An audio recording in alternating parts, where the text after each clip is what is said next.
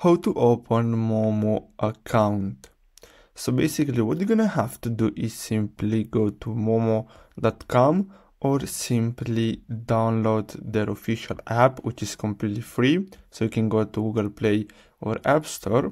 Then what you can do, so I'm gonna use the website for this tutorial.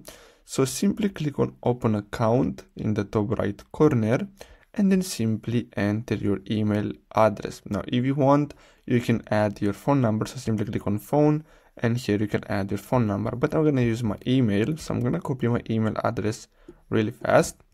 Then what you're going to have to do next is simply click on next. And then what you're going to have to do is simply set your password. So I'm going to create my password and click on next. And then you're going to get redirected to another page. Now here, what you're going to have to do is simply choose the country of tax residence. So if you are in the United States, select United States. And if you are in other countries, simply select that.